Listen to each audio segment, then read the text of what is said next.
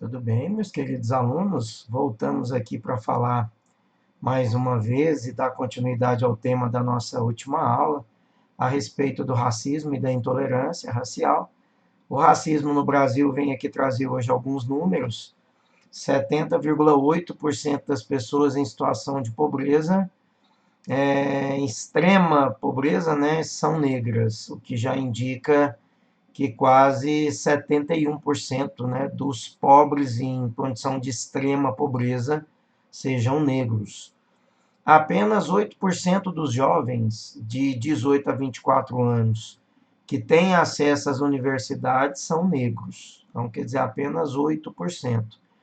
E a contrapartida disso a gente vê o tamanho preconceito e uma relativa intolerância, né? Sobretudo provocada pela classe média alta brasileira com relação ao programa de cotas. Fala-se sempre que o programa de cotas é uma medida governamental, uma medida do governo da esquerda, do PT, que era para alimentar o processo em troca de voto, né? Há sempre muitas falácias relacionadas com políticas públicas de inclusão. E normalmente eu tenho percebido que quando se associa qualquer tipo de política pública com PT, com esquerda, com comunismo, com socialismo, mesmo quando elas não têm nada a ver uma coisa com a outra, eu percebo que essas falas, essas distorções, ou até mesmo fake news, elas encontram mais reciprocidade, né? O terreno é muito mais fértil quando você associa política pública de inclusão com coisa ligada ao PT, à esquerda, ao comunismo, ao socialismo, né? Então, devido a essa onda, né, de antipetismo, de anti-esquerda e comunismo, né, generalizado que nós infelizmente temos no Brasil e em algumas partes do mundo, quando a gente associa política pública com esquerda ou com o PT, já é uma grande vantagem do ponto de vista daqueles que pretendem confundir, que pretendem esvaziar a importância dessas políticas públicas. E eu tenho percebido, né, que muitas pessoas, quando querem tirar a importância dessas políticas públicas, elas têm associado isso com prática de esquerda, porque aí ela vai encontrar um maior número de gente recíproca a essa ideia que vai bater com insistência também nessas políticas, né? E a consequência, o resultado, é exatamente esse número aí, ó, alto, né, de jovens negros que estão fora da escola, que estão fora das universidades, e os poucos que conseguiram uma melhoria da condição educacional e, consequentemente, da condição salarial, porque tiveram um curso superior, porque se prepararam melhor para o mercado de trabalho, também essas pessoas acabaram fora, né, aumentando aí os índices de jovens que não conseguem concluir a universidade e a consequência direta é que não conseguem melhores empregos, é que vai impactar na desigualdade social, vai impactar nos níveis altos de pobreza, né?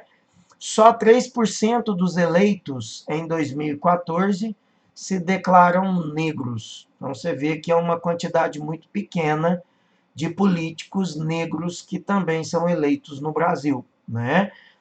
Nós temos um baixo índice de negros que chegam à universidade, principalmente agora que há uma política clara de corte na política pública de inclusão do negro na universidade, há cortes na política do ProUni, há cortes, né, na política das cotas raciais, enquanto a gente vê o crescimento de jovens brancos que continuam obtendo oportunidade de ingressar na escola, ingressar na universidade, sobretudo na universidade pública, né? Nós vamos ver do outro lado um número muito pequeno de jovens negros que conseguem entrar no mercado de trabalho, que conseguem se eleger, né? Nós não temos hoje um reitor negro de universidade no Brasil, né? Nós não temos reitores de universidades públicas negros no Brasil, né? Nós vamos ver que o Joaquim Barbosa, depois da saída de Joaquim Barbosa, nós não tivemos outro negro no Supremo Tribunal Federal, né? Então, toda essa evidência mostra para nós o racismo institucional, o racismo velado, o racismo que nós temos, né, dissimulado que nós temos no Brasil, e que infelizmente boa parte da população brasileira não quer ver, se negam, não querem discutir e ainda distorcem qualquer ponto de discussão. Quando se fala na cota, quando se fala no racismo, eles distorcem essa discussão, alegando que quando a gente atribui qualquer política ou mecanismo de inclusão ao negro, que é mais preconceito ainda, que falar desses temas gera ainda mais preconceito e intolerância, que o tema do racismo, o tema da inclusão é tema de comunista, de petista, de socialista, e exatamente assim se negam a discutir essa temática e negam a enxergar uma realidade de desigualdade gritante que nós temos no Brasil, infelizmente. Tá aí, ó, tá estampado os dados para quem quer observar, né? 71% das pessoas negras estão em extrema pobreza, 8% dos jovens entre 18 e 24 anos que têm acesso à universidade são negros, quer dizer, apenas 8%. 3% das pessoas negras no Brasil se declararam negras, né? Na média, olha, mulheres negras ganham 1.364 por mês. Isso corresponde a cerca de 44% da renda dos homens brancos, né? 75% dos homens negros a 60% da renda das mulheres brancas. Então você vê que é um outro índice de extrema desigualdade, né? O Brasil tem quase 60 mil homicídios por ano, né? De 2002 a 2012, que é quando foi feito esse levantamento, né? O número de vítimas de cor branca caiu quase 20 mil, né? De 20 mil para 14 mil, quase 15, né? Enquanto que os de negros saltaram de 29.656 para 41.127. Então você vê que mais do que dobrou o número de assassinato entre negros no Brasil, né? As estatísticas estão aí, né? Não sou eu que estou dizendo, e não tem como a gente fugir dos números, né? Então, portanto, quando a gente vem com aquela, ou ouve aquela conversa de que não tem racismo, de que não tem necessidade de cota, que não tem necessidade de discutir política pública de inclusão, que é isso, que ProUni o quê, que cota o quê, nós temos que tratar todo mundo em condições de igualdade, que essas políticas públicas são muito mais perniciosas e preconceituosas, que nós temos que entender que todo mundo é filho de um Deus só, e que todo mundo vive na mesma condição. Não é o que os números mostram, não é? Não é o que o número mostra que os assassinatos de jovens saltaram aí de 29.556 para 41.127 de jovens negros. Enquanto que o de jovens brancos caíram, o de jovens brancos negros dobraram, né, praticamente. Então, olha, de 2003 a 2013, portanto, 10 anos, né, os assassinatos de mulheres brancas caíram de 1.747 para 1.576, de vítimas por ano. Os de negras subiram de 1.864 para 2.875. Então, se matou 1.000 a mais, né? E se a gente olhar os dados atuais do ano passado, ligados ao feminicídio, né, nós vamos perceber que o aumento do feminicídio de mulheres aumentou em geral, né, quase 70% no Brasil. Mas o de negras, né, ele aumentou 80%, né? Então, os números estão aí, basta a gente querer enxergá-los e basta a gente ter boa vontade para discutir essa temática e entender que é preciso fazer sim alguma coisa contra essa realidade. Não dá mais para a gente negar o racismo, não dá mais para a gente negar que os negros são muito mais vítimas da violência, da morte, da perseguição, de salários baixos, de exclusão quanto à entrada na universidade brasileira. Né? Tá claro, tá evidente. Não dá mais para a gente fugir dessa discussão. Não dá mais para a gente fugir dela falando que isso é discussão de petista, falar que isso é uma discussão de esquerdista, de comunista, né? Tá aí o número estampado, né? Então nós precisamos, enquanto país, discutir, nós precisamos, enquanto governo, apresentar medidas para reduzir esse número, E nós, enquanto seres humanos, precisamos entender que é preciso que a gente sinta essa dor na nossa realidade.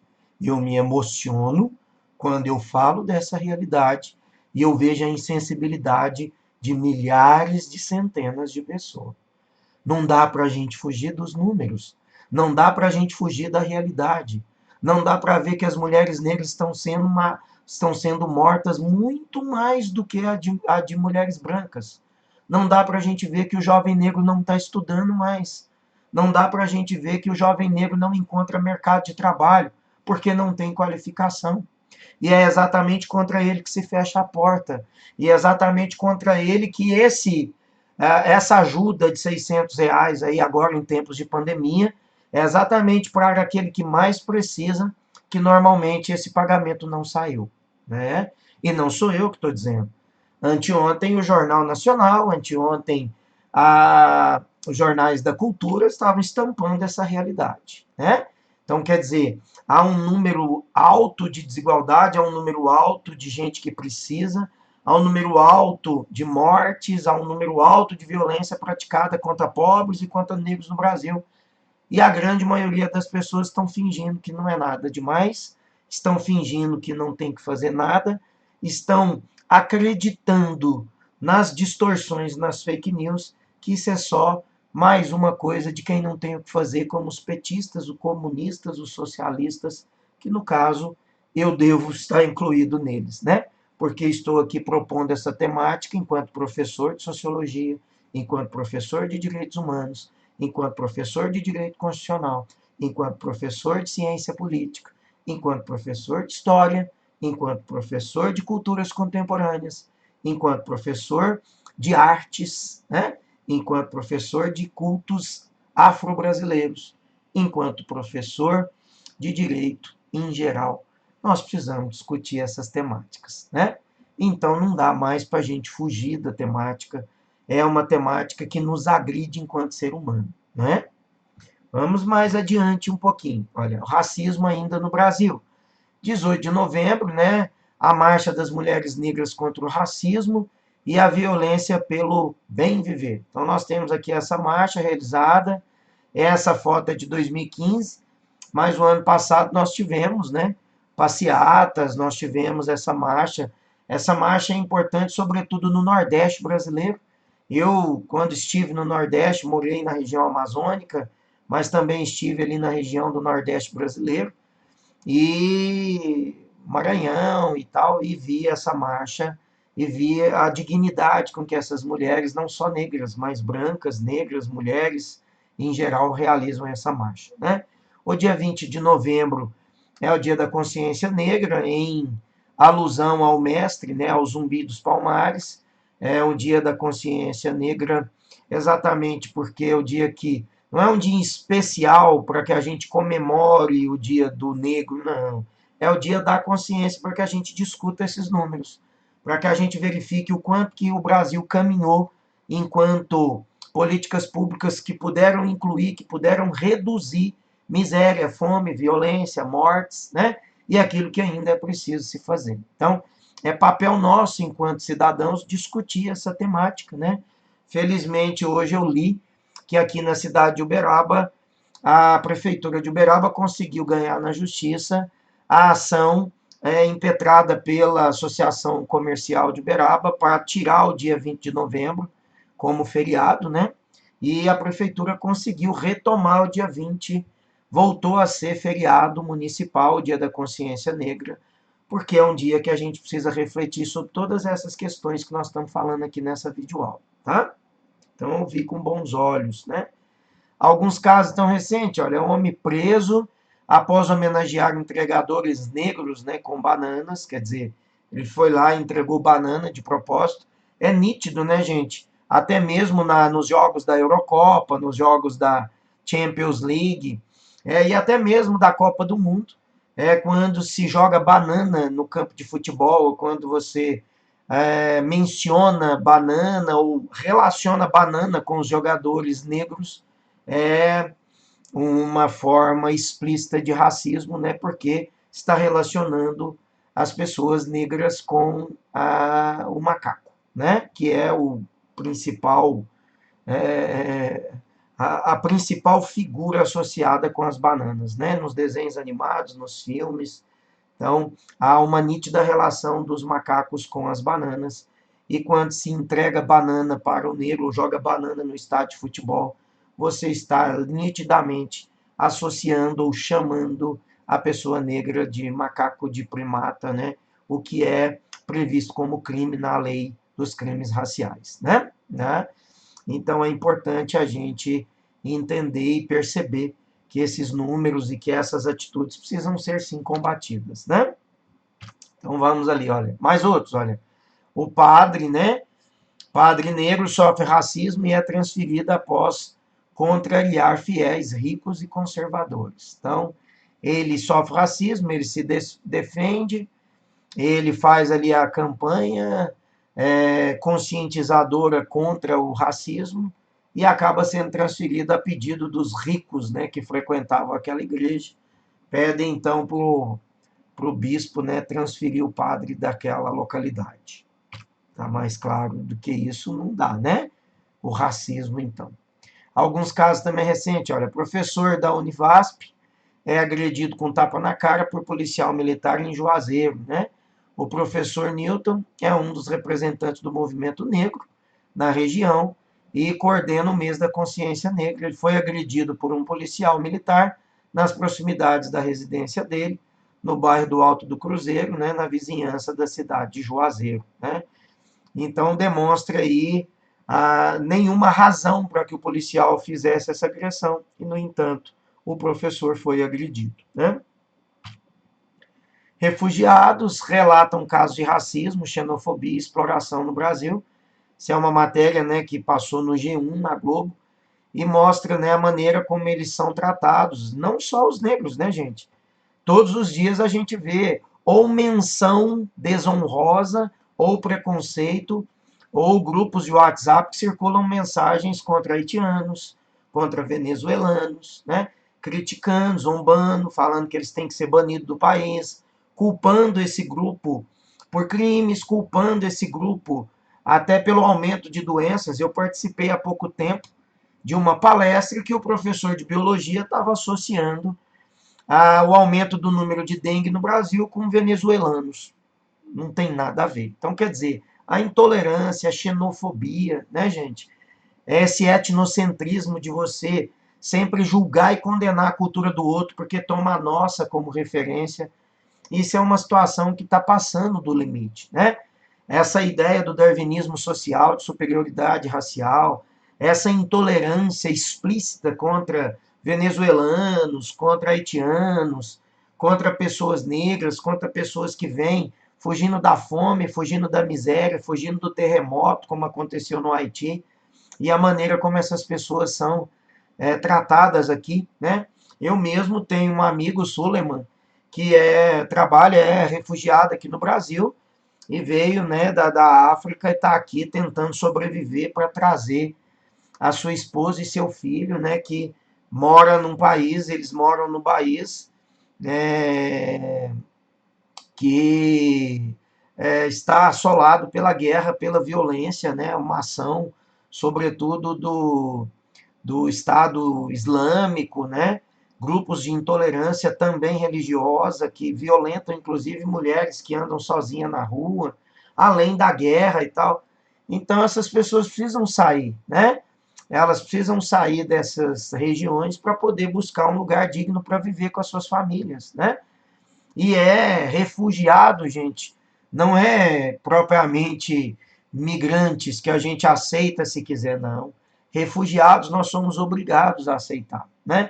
É assim que apregou a nossa Constituição e é assim que determina as leis internacionais, né? Das quais o Brasil é signatário. Então, querendo ou não, gostando ou não, os que são contra a acolhida dos refugiados, infelizmente, vão ter que dormir com o seu preconceito e com a sua intolerância, porque a lei brasileira fala que nós temos sim que acolher. Refugiado é refugiado, ele não é migrante, ele não tem que passar por nenhum processo de aceitação. Eles já são automaticamente acolhidos e nós temos que incluí-los com dignidade, concedendo inclusive o direito de trabalho, né, de subsistência aqui no Brasil, certo? Para a gente ir encerrando essa aula, né?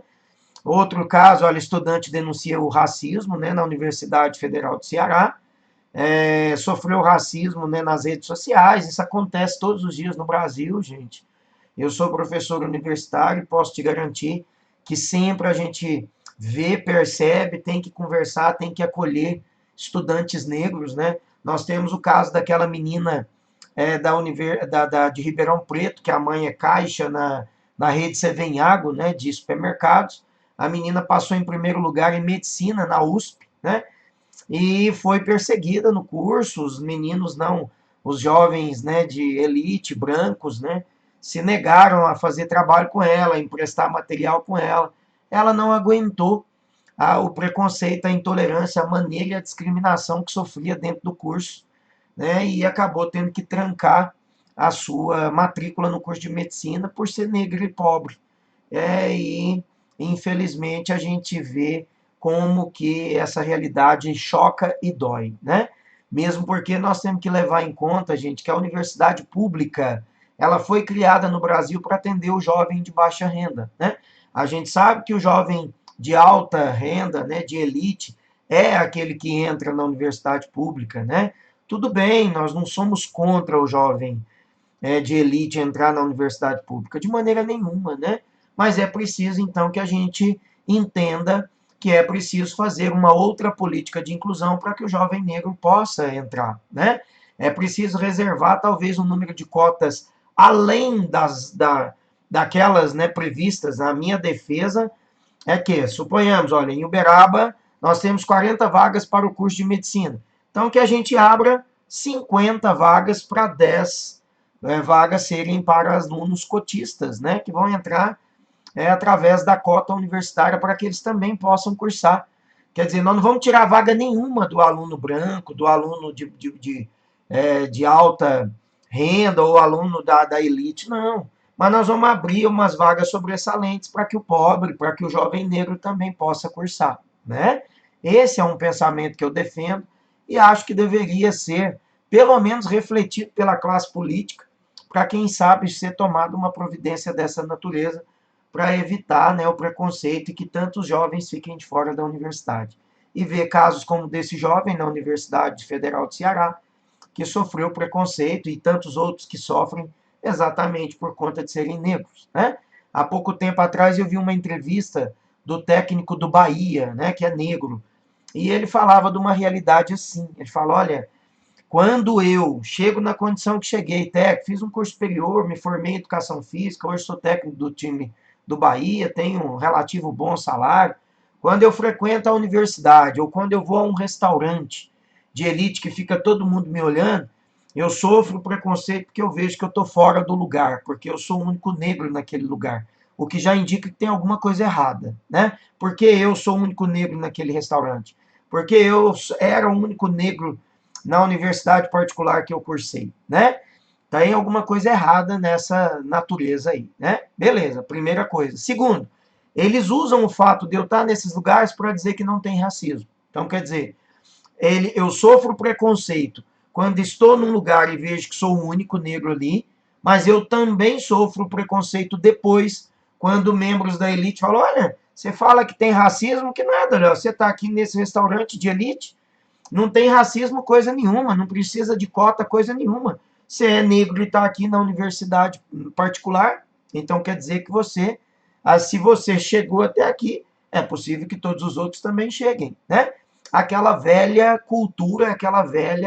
cultura da meritocracia que a gente também ouve muito aqui no Brasil, né? Então, o técnico do Bahia, ele deu uma aula de racismo dissimulado, ele deu uma aula de racismo institucional, fiquei assim de queixo caído com o conhecimento sociológico que ele tem. E na próxima aula que eu for continuar esse tema, eu prometo que eu mostro o trecho dessa entrevista para vocês e faço uma reflexão para a gente terminar esse tema, tá bom? Eu fico por aqui, eu espero que vocês tenham gostado, espero que vocês reflitam comigo, né? Me perdoe se às vezes eu me emociono falando desse tema, mas é um tema que me causa muita angústia, muita dor, porque eu sinto de fato profundamente o que passam os jovens negros, as mulheres negras, o negro em geral no Brasil, em razão de tudo isso que a gente vê acontecer, tá? Até a próxima aula, tudo de bom, e eu aguardo vocês.